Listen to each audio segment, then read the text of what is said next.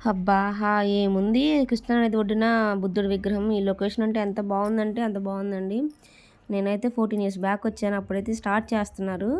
సగం సగంలో ఉంది బుద్ధుడి విగ్రహం. ఇప్పుడైతే అసలు ఎంత బావుందో పార్కు.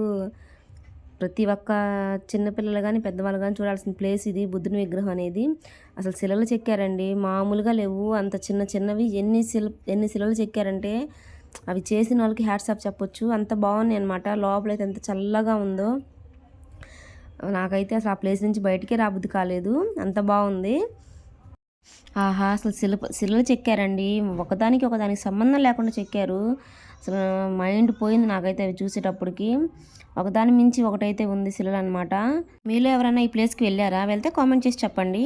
అన్నట్టు మర్చిపోయానండి. వీడియోస్ అయితే చూస్తున్నారు. లైక్ చేయటం లేదు, షేర్ చేయటం లేదు, సబ్స్క్రైబ్ చేసుకోవట్లేదు. సబ్స్క్రైబ్ చేసుకోండి.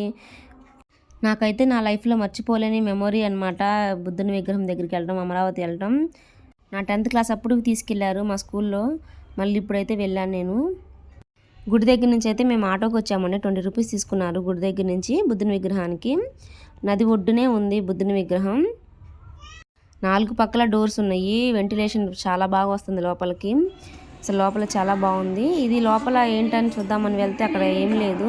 అంటే ప్రొజెక్టర్ వేసి ఉంది. ఎప్పుడన్నా ప్రొజెక్టర్ వేస్తారేమో చుట్టుపక్కల మొత్తం.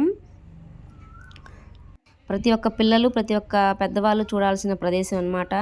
పిల్లలకి మెయిన్గా చూపించాలి. వాళ్ళ బుక్స్లో కూడా వస్తుంది అమరావతి గురించి. పార్క్ అయితే చాలా బాగుంది. బయట ఓపెన్ ప్లేస్ కూడా చాలా బాగుంది. బాయ్.